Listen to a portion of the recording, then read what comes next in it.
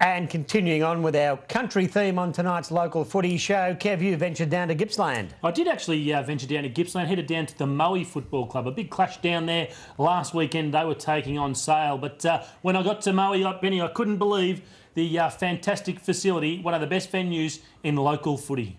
Jason, what a fantastic new facility the Moe Footy Club's got. Yeah, no, it's a really good place to be able to call home. We've got a great developing ground surface and a great pavilion now to work out of, so it just makes things a little bit easier than they were. So.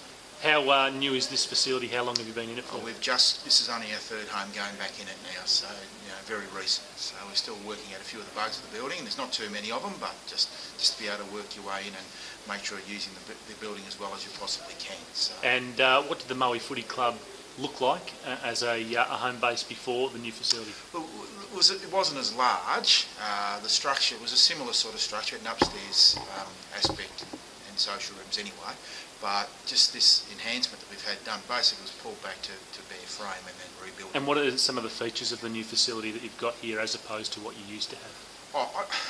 I don't think we really lacked anything other than the fact that it was quite old and dated and was wearing out fairly quickly. So really you've got probably better disabled access here with a lift. You've got everything under the one roof, new furniture as well, which is great. So, the change rooms, it looks like you've got quite a few different change rooms downstairs. Look, we've got netball change rooms for the girls, which is good. We've got far larger and far more functional change room space down there. Electronic scoreboard, which is really, really good. If there's two less workers you've got to find every week. So from that perspective, really, really good. And it looks like not only have you got a fantastic new facility in terms of the club rooms, but around the ground too. It looks like it's well landscaped and it's got a lot of amenities for your supporters and fans. Yeah, it has. We've got a great dry bar area up there. So there's a whole lot of things that are really positive for supporters. So what are we talking about in terms of the commitment from the council and the club? How much does it cost to put all this new facility together? The council project managed it and put some resources towards it in terms of project management, but the money was federal money. Okay.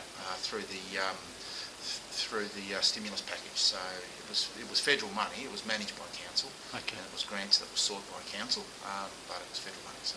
And just finally, on the field for the Moe Footy Club, how are things shaping up in season 2011? Well, I suppose we've had 5 away games and 2 home games, so to be sort of 3 and 4 at the moment's probably about where we're going to be anyway. I think our best footy's ahead of us in the second half of the season. A lot of new blokes in that side. Probably we worked out as 9 or 10 new blokes in that side at the start of the year, so that takes a while to come together and to gel.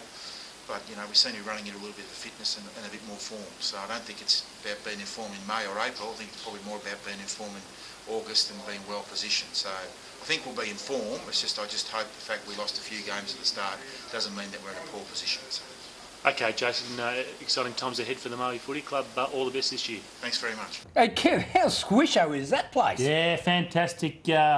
Would be great to go down there and do a game at Moe, but I tell you what, boys, one of the things that I found quite unique about the Moe Footy Club, check out this. Have a look at the size of that hot dog. That's a beauty. That's an old-fashioned 7 roll. Is it? What's a 7 roll? A Savoy in a roll. Oh, the big ones that used to burst and have a split down the middle and right up. Not these hot dog skinny little things they have really? now. Oh, it's massive. I could hardly eat it. But I tell you what, I don't know. Every time I go out to the country, I find something different about the hot dogs. I went to Swan Hill a couple of years ago. That was the worst hot dog you've ever tasted, wasn't it? Yeah. Only because I haven't had a hot dog from Coral Inn. No, I'm only... I'm sure they're good hot dogs at Coral Inn. They're beautiful. Actually, great potato cakes at Coral Inn, by the way. But, they are. Yeah, quite an unusual hot dog down there at Moe. I haven't seen one that big before, boys. But great place for footy down at Moe.